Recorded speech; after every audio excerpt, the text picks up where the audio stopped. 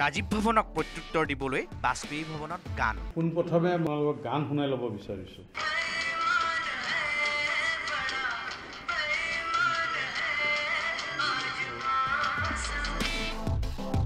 শুনিলে সংবাদমেলৰ আৰম্ভণিতে শুকুৰবাৰে ৰাজ্যিক বিজেপিৰ কাৰ্যালয়ত বিজেপি নেতাই সাংবাদিকক শুনালে মহম্মদ ৰফিৰ এই জনপ্ৰিয় গীতটি।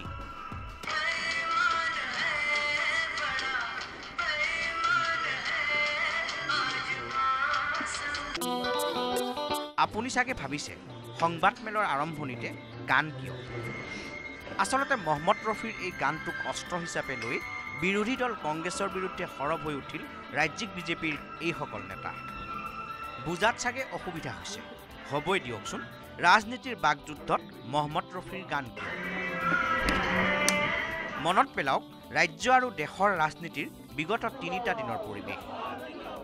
বৃহস্পতিবাৰে দিল্লীত সংবাদমেল পাতি মুখ্যমন্ত্ৰী সৰ্বানন্দ সোণোৱালে কৈছিল ৰাহুল গান্ধী বেইমান সাংসদ। ये पार्टी ईमानदार नहीं है, ये पार्टी बेईमान है। प्रधानमंत्री बनने के लिए काबिल होना चाहिए, ईमानदार होना चाहिए, निष्ठावान होना चाहिए, परिश्रमी होना चाहिए। ये गुण उनका पास नहीं है। लगे लगे जांगुर खाई उठिल कांग्रेस। आमार नेताक किय कब बेईमान? मुख्यमंत्रीर এই বক্তব্যৰ বিৰুদ্ধেই শুকুৰবাৰে ৰাজ্যজুৰি প্ৰতিবাদ কংগ্ৰেছৰ। তাৰ পিছতেই এয়া সংবাদমেল বাজপেয়ী ভৱনত। সংবাদমেল পাতি বিজেপি নেতাৰ দাবী বেয়া শব্দ নহয় বেইমান। ইমান আৰু বেইমানৰ যদি শব্দ তাৰ মিনিং নাজানে সেইটো দুৰ্ভাগ্যজনক বিষয়। আৰু তেওঁ জ্ঞাতাৰ্থে মই জনাই দিছোঁ এই ইমান শব্দটো উৰ্দুৰ পৰা আৰু সেইটো হিন্দীত ব্যৱহাৰ আৰু হিন্দীত ব্যৱহাৰ হয় সেই হিচাপে অবিশ্বাস্য হিচাপে ব্যৱহাৰ। তাকেই প্ৰতীয়মান নিয়াবলৈ সাংবাদিকক শুনালে এই জনপ্ৰিয় মহম্মদ ৰফিৰ গীতটি।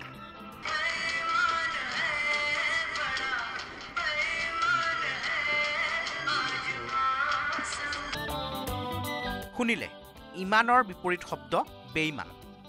মুঠেই নহয় বেয়া শব্দ।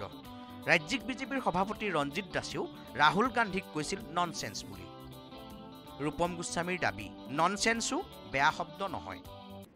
যিজন মানুহে তেওঁ সুপ্ৰিম কোৰ্টৰ ৰায় নামানে তেওঁ জ্ঞানহীন, আৰু জ্ঞানহীনৰ অৰ্থই হ'ল ইংৰাজী ননচেন্স, নহয় জানো? এতিয়া সেই কথাটোলৈ তেওঁলোকে ৰাজনীতি কৰিছে। ৰাজহুৱা সভাত প্ৰধানমন্ত্ৰী মোদীক চোৰ বুলিছিল ৰাহুল গান্ধীয়ে।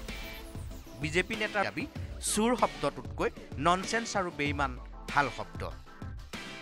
প্ৰধানমন্ত্ৰীক যদি বিৰোধী দলপতিজনে চোৰ বুলি ক'ব পাৰে, চোৰৰ লগত ৰিজাব পাৰে, তেনেহ'লে এটা দল বা তাৰ সভাপতিজনক যদি বেইমান বুলি কোৱা যায় তেনে তাত কি শিষ্টাচাৰ ভংগ হয়? আৰু কিদৰে সেইটো অসাংবিধানিক হ'ব পাৰে? অতি দুৰ্ভাগ্যজনক কথা। আইনৰ মানুহ বিজন মহাজন।